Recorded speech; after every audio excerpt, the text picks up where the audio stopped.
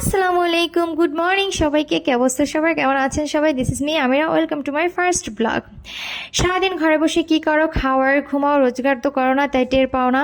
বাপের বাড়ি থেকে কিছু শিখে আসো নাই, শুধু রান্না করতে এত সময় লাগে। এইটুকু কাজ ঘরে বসে বসে করোটা কি? এই কাজটুকু তোমার দ্বারা হয় না, ইত্যাদি ইত্যাদি। এই ধরনের কথা শুনে নাই হাজব্যান্ডের কাছ থেকে এমন মেয়ে খুব কমই আছে। বেশিরভাগ হাজব্যান্ডরা মনে করে কি, মেয়েরা ঘরে বসে সংসারে যে কাজগুলো করে সেই কাজগুলো আসলে কোনো কাজই না। তাদের ধারণা ছেলেরা অফিসে বসে যে কাজগুলো করে টাকা ইনকামের জন্য সেগুলোই হচ্ছে যে কাজ, সেগুলোই হচ্ছে যে কাজ, আর মেয়েরা যে কাজগুলো করে সেগুলো আসলে কাজ না। তো আজকে আমি আপনাদের দিকে দেখাবো যে একটা মেয়ে সকাল সকাল ঘুম থেকে উঠে 1 থেকে 1.5 ঘন্টার মধ্যে কি কি কাজ করে থাকে। যেমন আমি সকাল সকাল ঘুম থেকে উঠে সর্বপ্রথম মশারিটা ছেড়ে বিছানাটা গুছিয়ে নিলাম। বিছানাটা গুছানোর পরে এই যে চলে আসলাম আমি ব্যালকনিতে এসে এই যে কাপড়গুলো মেলে দেবো। এই কাপড়গুলো কিন্তু আজকে নেই, কাপড়গুলো 2 দিনের আগে, বৃষ্টির কারণে আমার শুকোতে পারি নাই আমি। যাই হোক, এই কাপড়গুলো কিন্তু বারবার বেলকনিতে দিতে হয়েছে, আবার রুমে নিতে হয়েছে। আজকে সকালে মেলে দিলাম। এরপর চলে আসলাম টেবিলের কাছে, টেবিলটা এলোমেলো ছিল, গুছিয়ে রাখলাম।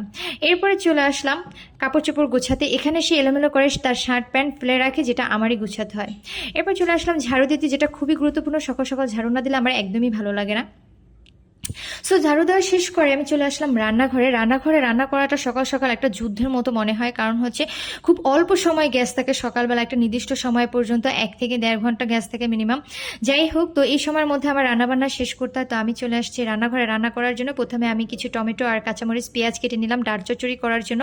তো আমি ঘুম থেকে উঠি সবার আগে হচ্ছে ভাত বসায় রাখছিলাম। আমার ভাতটা এই যে হয়ে গেছে, এখন উঠিয়ে জাস্ট একটু মারটা ছেড়ে নিলেই হবে, আর কিছু না। তো এই তো আমার ভাত হয়ে গিয়েছে। এরপরে আমি বসাবো হচ্ছে ডাল চচ্চড়ি করার জন্য কড়াইয়ে তেল দিয়ে নিলাম। এরপর হচ্ছে পেঁয়াজ কাঁচামরিচ দিয়ে আমি ডালটা বসিয়ে দিব। তো ডাল রান্না করতে করতে একটু কথা বলি। এই যে সকালবেলার এই কাজগুলো কিন্তু খুব অল্প সময়ের মধ্যে হয় না। একটা মেয়ের এই কাজগুলো করতে করতে পাও জিরানোর সুযোগ পায় না, ঠিক আছে?